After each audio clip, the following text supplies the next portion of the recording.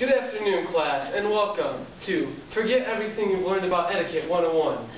My name is Jackson Troxel, and I will be your guest lecturer today. First, and more specifically, I would like to teach you a few tricks that you can use while going out to eat.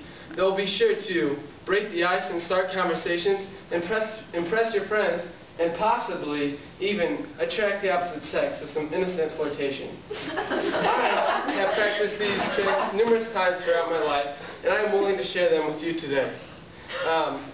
Sometimes going out to eat can be boring, dull, or just drag on.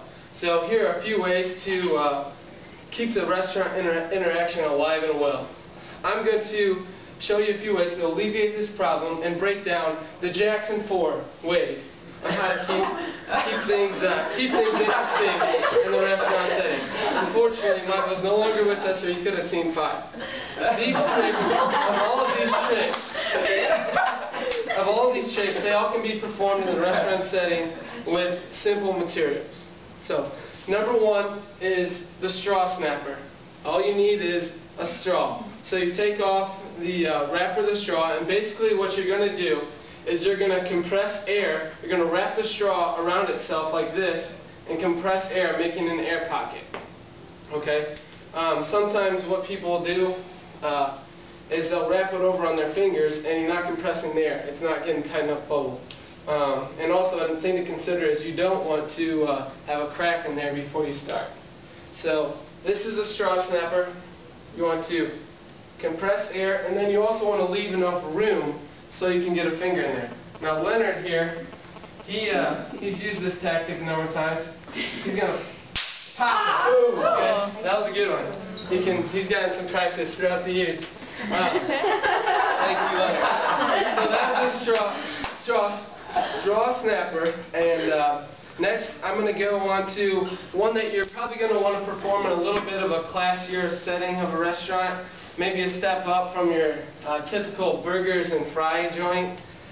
But what you're going to need is a glass, kind of a wine-type water glass. And I like to call it the music maker. So basically what you do is you're going to dip your finger in the water, and you're going to prime the outer edge of the glass, okay? And then with a little bit of pressure, you're just going to make some music, tracing your finger around the edge of the glass. Now you want to hold at the bottom of the base, okay? And now listen to how a glass with more water sounds compared to one that's only half full. It's a lower pitch. So a less amount of water provides a higher pitch. Now if you hear it squeaking, I need more water, okay? Or I'm pushing too hard, okay? So that is the music maker. Next is an interesting trick that requires a little more finesse, and it's called the duck call. This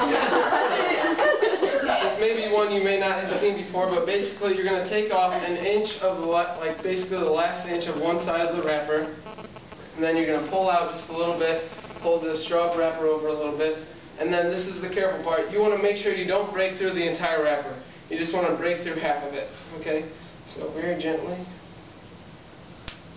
Okay, pop it down. So you've only got half of it right there, okay? Now what you're going to do is make kind of like an inverted V. So you're going to bend it down, and the top of the V needs to cover the top of the straw, okay? Now, you've got your duck call. All you're going to do is blow slowly in.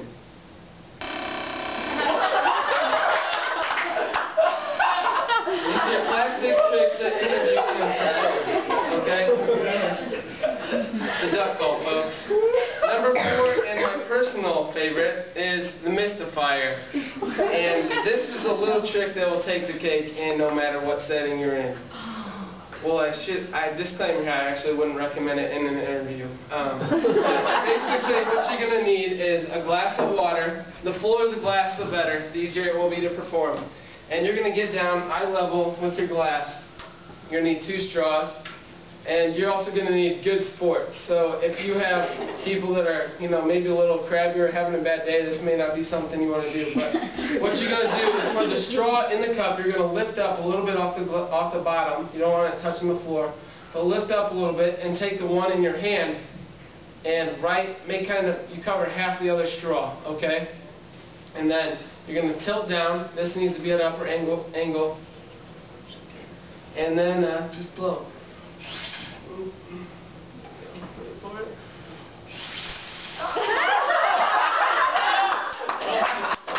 Hopefully I didn't get you there, Sarah. But in conclusion, going out to eat never has to be boring.